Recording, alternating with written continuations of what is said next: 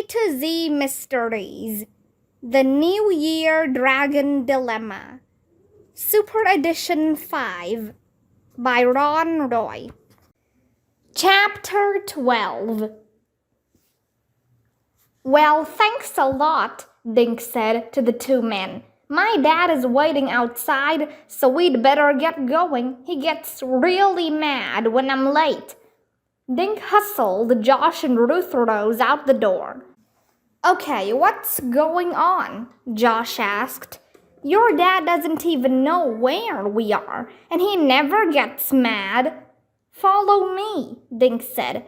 He hurried toward the water, hoping the guy in the harbor master shed wasn't watching. Dink stopped when they reached a short dock. He stepped behind a row of tall blue recycling bins. That's the sailboat, he said, pointing. Josh and Ruth Rose just looked at him. The one I saw on that guy's laptop in the aquarium, Dink added. How did you know it was here? Asked Ruth Rose. I caught that guy Burke sneaking a peek at it, Dink said. After he told us he didn't recognize Josh's drawing, he looked right out the window at the boat. The boat was moored about 50 yards out into the water. It was painted green, but some of the paint was chipped away.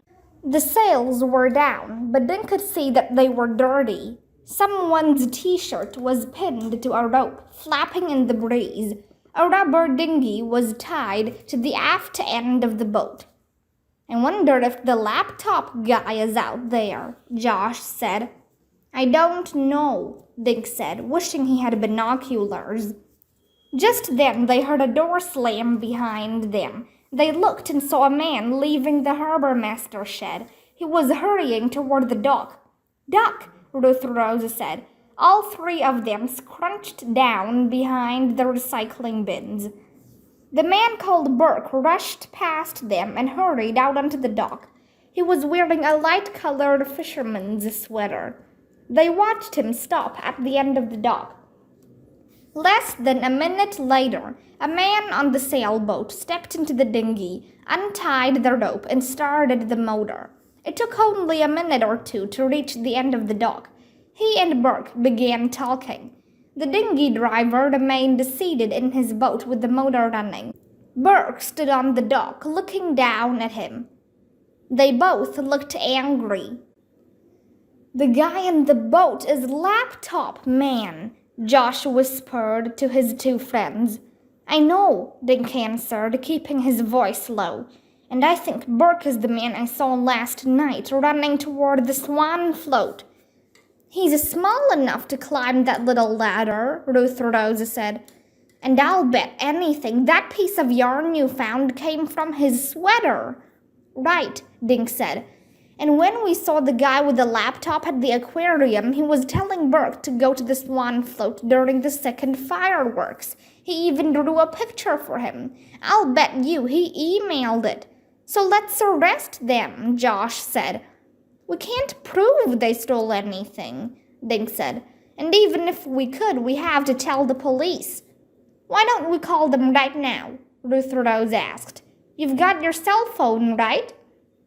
Dink looked at Ruth Rose. What would we say? He asked. We could tell them we found a guy wearing a sweater that matches that piece of yarn, Ruth Rose suggested.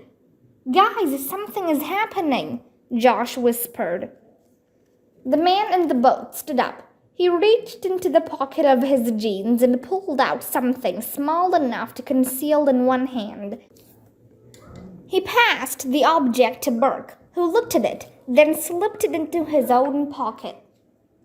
What did he give him? Josh asked. Could it be the ruby? Ruth Rose asked. There's our proof. No, the ruby was bigger, Dink said. It's about the size of an apple.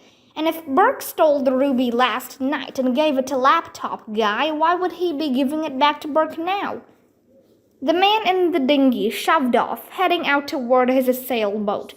Burke turned and walked back the way he'd come. He passed within 2 feet of the recycling bins where the kids were hiding.